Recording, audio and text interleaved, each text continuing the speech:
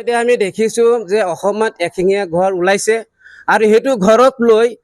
বিশেষকৈ গৌৰৱ গগৈ এশিঙীয়া ঘৰ মানে গৌৰৱ গগৈ এতিয়া কোনোবাই ভাবিছে যে এইটো অসমৰ সম্পদ নেকি আৰু তাক লৈ মানে অসমৰ বিভিন্ন জেগাত ঢোল বা বজাই তেখেত আনন্দ উল্লাস কৰিছে আৰু যিটো সময়ত নেকি ভানৰ কবলত মানুহ আজি ভুক্তভোগী মানে পৰিব লগা হৈছে তেখেতসকলৰ খবৰ ল'বলৈ মানুহ নাই আৰু দেখা গৈছে মানুহবিলাক বিশেষকৈ সংখ্যালঘু মানুহ তেখেতক লৈ মানে আনন্দ উল্লাস কৰিছে আৰু যিটো ব্যক্তিয়ে কোনো ধৰণৰ খবৰ ল'বলৈ যোৱা নাই আমি তীব্ৰ ভাষাৰ গৰিহণা দিছোঁ আৰু বিশেষকৈ ইয়াৰ মানে এই চেগতে আমি ক'ব বিচাৰিছোঁ যে নগাঁও লোকসভাৰ সাংসদ প্ৰদ্যুৎ বৰদলৈ ডাঙৰীয়া যিটো নেকি মাইনৰিটিৰ এলেকা তেখেতে মাইনৰিটিয়ে মানে ভোট দি জয়যুক্ত কৰিছে আৰু লোকসভালৈ পঠিয়াইছে আজি ডি ভোটাৰ নামত তেখেতে আজি কোনো ধৰণৰ কোনো মন্তব্য আজিলৈকে দিয়া নাই আমি তেখেতক মই তীব্ৰ ভাষাৰে গৰিহণা দিছোঁ আৰু দ্বিতীয়তে ক'ব বিচাৰিছোঁ যে মাইনৰিটি এলেকাত বিশেষকৈ ৰূপৈহাট সমষ্টি চামাগুৰি ডিং আৰু বটৰডোবা আমাৰ সংখ্যালঘু এলেকাত তেখেতক প্ৰৱেশ কৰা নিষিদ্ধ কৰা হ'ল আজি স্পষ্টভাৱে আমি এই সংবাদ মাধ্যমৰ জৰিয়তে আমি স্পষ্টভাৱে কৈছোঁ আৰু তেখেতক কৈছোঁ যে কংগ্ৰেছৰ এই স্বেচ্ছাচাৰী আৰু দুৰ্নীতিৰ ৰাজনীতি বন্ধ কৰক নহ'লে আমি কংগ্ৰেছৰ বিৰুদ্ধে আমি প্ৰতিবাদ কৰিবলৈ সাব্যস্ত কৰিম আৰু দ্বিতীয়তে আমি 3 নম্বৰ কথাটো আমি হৈছে যে অসমত সংখ্যালঘু আমি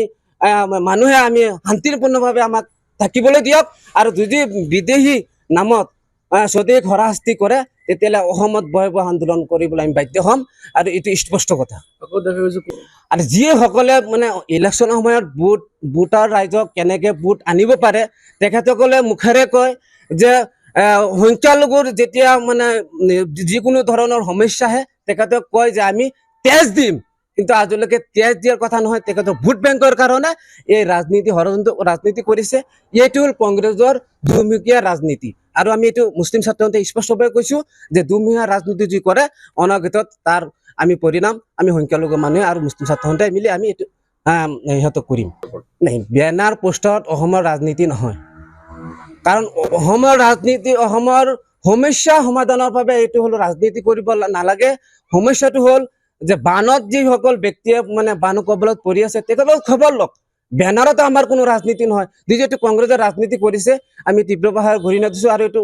বেনাৰ পোষ্টত কোনোবাৰ এইটো মানে পৰিচয় নহয় আমি এইটো মানে যিটো কৰিছে আমি ভাল পাইছোঁ কিন্তু এটা কথা হ'ল যে যিসকল ভুক্তভোগী তেখেতসকলক খবৰ ল'ব লাগে এটা আমি মুছলিম ছাত্ৰ সন্থাৰ আহ্বান যিকোনো খবৰৰ বাবে যোগাযোগ কৰক 7099017330 লগতে 7099017110 নম্বৰত